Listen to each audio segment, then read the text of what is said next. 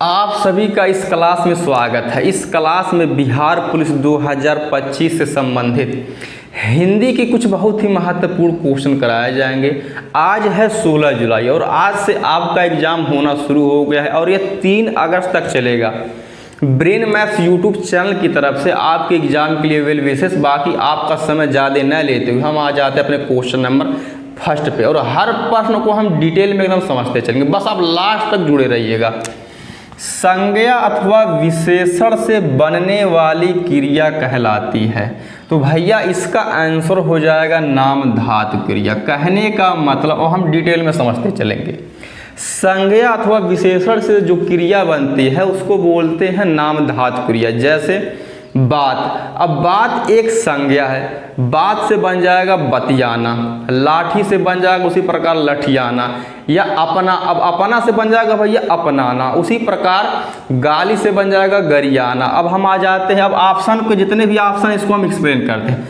अब ए वाला ऑप्शन भैया है यौगिक क्रिया। अब यौगिक क्रिया इसे कहते हैं जब दो क्रियाएं जब साथ साथ में आती उसी को बोलते हैं यौगिक क्रिया। जैसे कहा जाए खाना पीना, रोना धोना आदि। अब हम आ जाते हैं सकर्मक क्रिया पे। अब सकर्मक क्रिया उसे कहते हैं जब क्रिया के व्यापार का फल कर्ता पे न पड़ करके कर्म पर पड़ता है, उसी को बोलते हैं सकर्मक क्रिया। जैसे कहा जाए वह किताब पढ़ रहा है। अब यहाँ पे जो हमारी क्रिया है भैया पढ़ना। अब सपोज दैट अगर सामने वाला अगर पूछे या सामने वाले से कहा जाए वह क्या पढ़ रहा, तो वह कहेगा वह किताब पढ़, अर्थात प्रश्न पूछने पर हमारा कर्म आ गया किताब, यानी कि यह हमारी भैया सकर्मक क्रिया।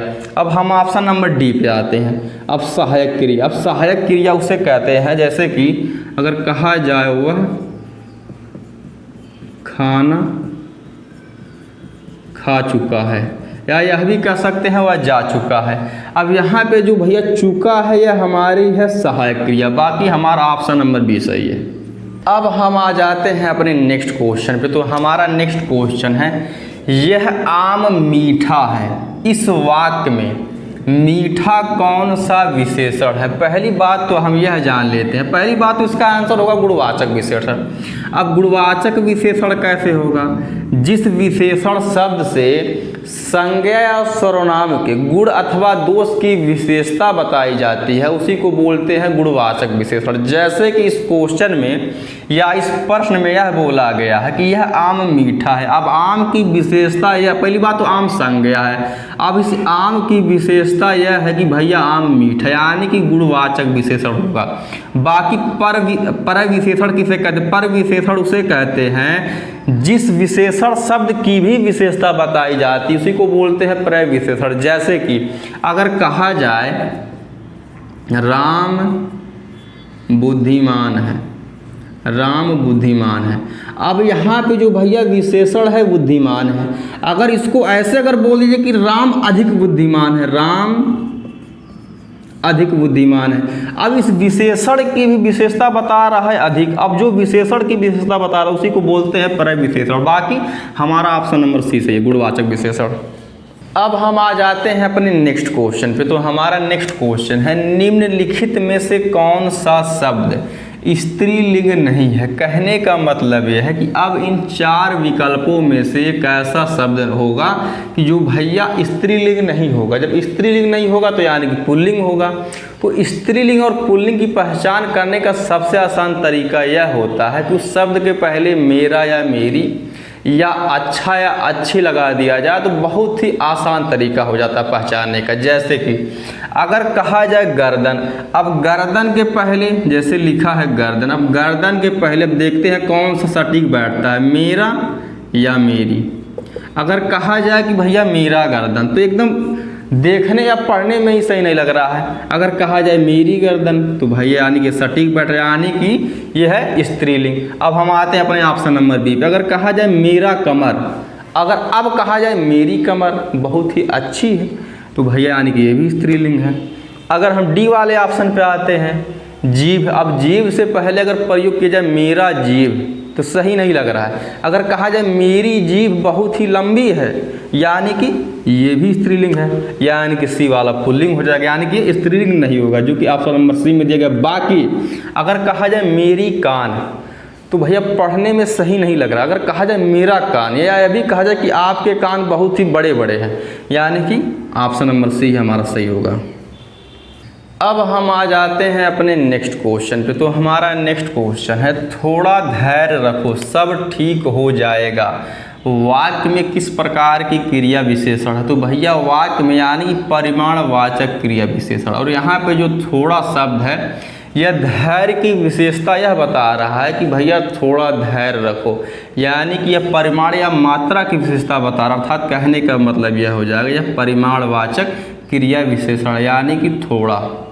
अब हम आ जाते हैं अपने नेक्स्ट क्वेश्चन पे। तो हमारा नेक्स्ट क्वेश्चन है, अर्चना अत्यंत सुंदर है, रेखांकित पदों का भेद बताइए। अर्थात अत्यंत। एक बात और, यह एग्जाम में आया हुआ क्वेश्चन है। अब हम आते हैं अपने क्वेश्चन पे। इसमें यह बोला कि अर्चना अत्यंत सुंदर है। अगर हम ध्यान से देखेंगे, ये भैया हमारा है विशेषण, क्योंकि विशेषण संज्ञा या सर्वनाम की विशेषता बताता है। अब यहाँ पे अर्चना की विशेषता यह है कि वह सुंदर है, लेकिन जब विशेषण की भी विशेषता जब कोई शब्द बताता है तो उसको बोला जाता है प्रविशेषण। अर्थात यहाँ पे सुंदर की विशेषता यह है कि भैया वह अत्यंत यानी कि बहुत ज़्यादा सुंदर है, यानी कि ऑप्शन नंबर हमारा बी, जिसे बोलेंगे प्रविशेषण।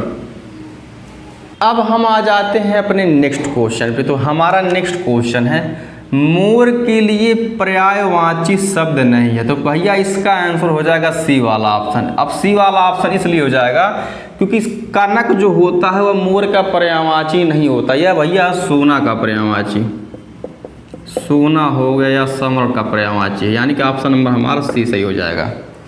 अब हम आ जाते हैं अपने नेक्स्ट क्वेश्चन पे। तो हमारा नेक्स्ट क्वेश्चन है, राम ने सुरेश के साथ मित्रता का निर्वाह किया, इसमें भाववाचक संज्ञा है। पहली बात तो यह है, हम यह जान लेते हैं कि भाववाचक संज्ञा कहते किसे, अर्थात जिस संज्ञा शब्द को न हम देख सकते हैं न हम छू सकते हैं, केवल महसूस कर सकते हैं, उसी को बोलते हैं भाववाचक संज्ञा। जैसे हो गया लड़कपन, लड़कपन को देखा नहीं जा सकता, केवल महसूस किया जा सकता। लेकिन अगर इसी के स्थान पर अगर लड़का होता तो उसको हम देख भी सकते हैं, छू भी सकते हैं। जैसे हो गया बुढ़ापा, जवानी, मिठास, लड़कपन, इसी को बोलते हैं भाववाचक संज्ञा। अब यहाँ पे यही बोला कि राम ने सुरेश के साथ मित्रता का निर्वाह किया, तब यहाँ पे भी हम मित्रता जो है यह हो जाएगी भाववाचक संज्ञा, जो कि ऑप्शन नंबर हमारे डी में दिया गया। अब कैसे, जैसे अगर दो लोग अगर कहीं जा रहे हैं तो सामने वाला व्यक्ति या अगर कोई व्यक्ति उनको देखेगा तो यही कह सकता है कि इन दोनों में तगड़ी मित्रता, लेकिन यह नहीं कह पाएगा कि 1 किलो मित्रता है कि 2 किलो मित्रता है, कितनी सारी मित्रता है। कहने का मतलब उसको केवल महसूस किया जा सकता है, केवल देख के, यानी कि ऑप्शन नंबर हमारा डी सही है। इस क्लास का यह लास्ट क्वेश्चन है। आपसे एक रिक्वेस्ट है कि क्लास को लाइक शेयर सब्सक्राइब कर दीजिएगा। बाकी आपके एग्जाम बिहार पुलिस 2025 के लिए ब्रेन मैथ्स यूट्यूब चैनल की तरफ से वेल विशेष धन्यवाद।